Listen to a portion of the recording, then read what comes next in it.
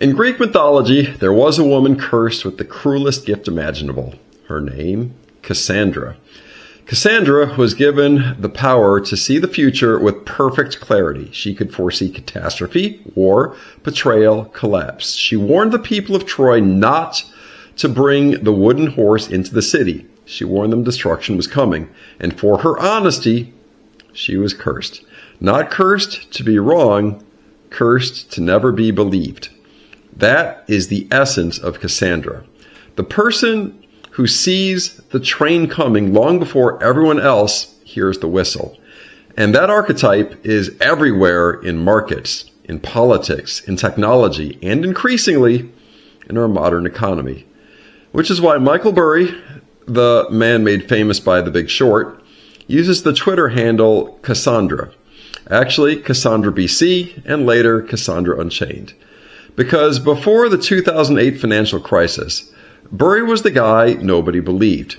He looked at the housing market and saw rot. He saw mortgage bonds packed with garbage loans. He saw leverage layered upon leverage. He saw Wall Street selling financial napalm disguised as AAA rated securities. And when he warned everyone, they laughed at him.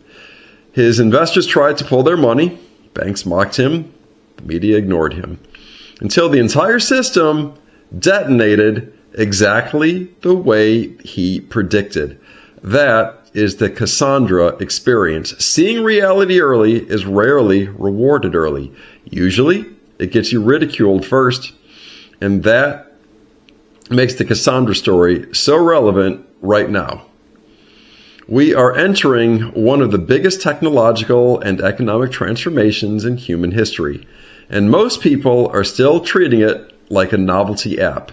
AI is not just another technology cycle. This is not social media. This is not smartphones, and this is not cloud computing. Artificial intelligence is a force multiplier for cognition itself. For thousands of years, human labor was the bottleneck. Now, human thinking is becoming automated.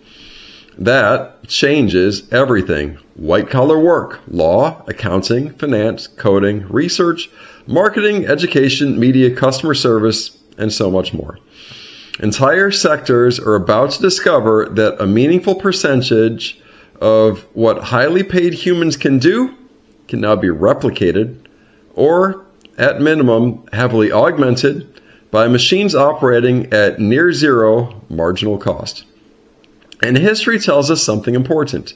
When productivity explodes, wealth does not distribute evenly, it concentrates. The Industrial Revolution created immense prosperity, but it also created robber barons, labor unrest, dislocation, social upheaval. The internet created trillion-dollar companies and vaporized entire industries simultaneously. Remember Amazon? How did that work out for the mom and pops? Well, AI will likely do both at a scale humanity has never experienced. And here's the part many people do not fully appreciate. AI is arriving at the exact same time the global system is already under enormous strain. Look around. Sovereign debt levels are historic. Currency debasement, ongoing. Asset prices have become detached from fundamentals. Housing affordability is collapsing in many regions, or already has. Young people increasingly feel locked out of prosperity. Geopolitical tensions are rising. Trust in institutions is eroding, or already has eroded. And layer on top of that, now comes the automation of intellectual labor. This is why some of the smartest people in finance, technology, and geopolitics are simultaneously optimistic and deeply uneasy. Because AI may create unimaginable abundance eventually, but transitions are dangerous, especially when political systems are fragile and populations are financially stressed.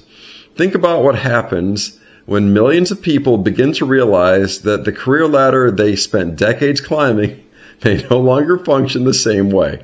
What happens when entry-level knowledge work disappears?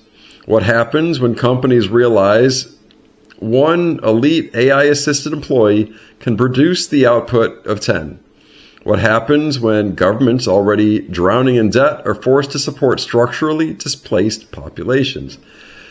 That is not science fiction anymore. It's why you start hearing about things like universal basic income.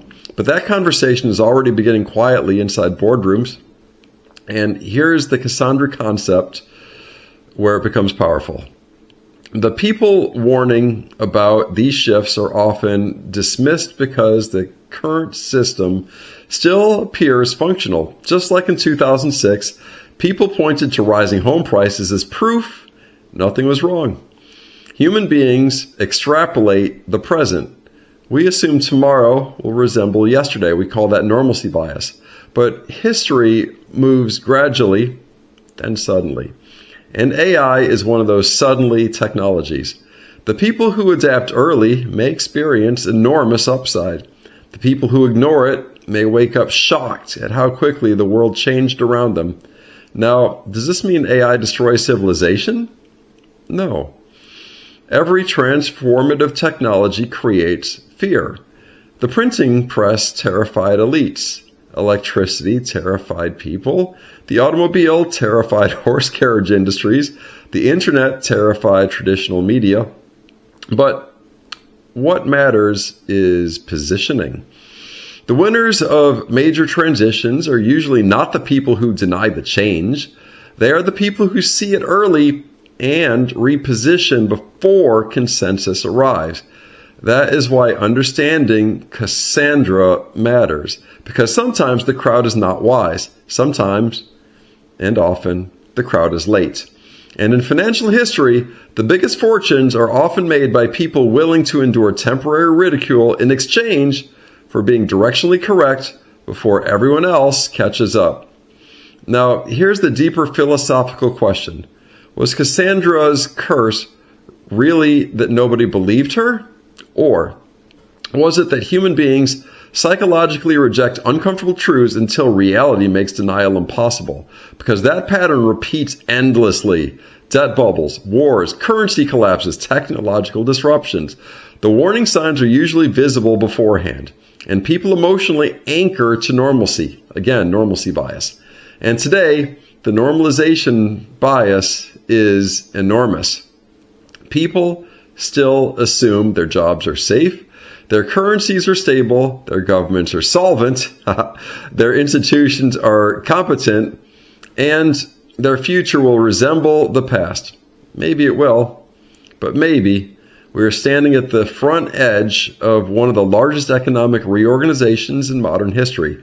And if that is true, then the most important question is not whether AI is good or bad. The question is who becomes obsolete and who learns to harness the machine before the machine reshapes the world without them. Because the future rarely announces itself politely. Usually it whispers first, and the Cassandras are the ones who hear it. And now you know the rest of the Cassandra story. Build that stack. iBankerU. Good day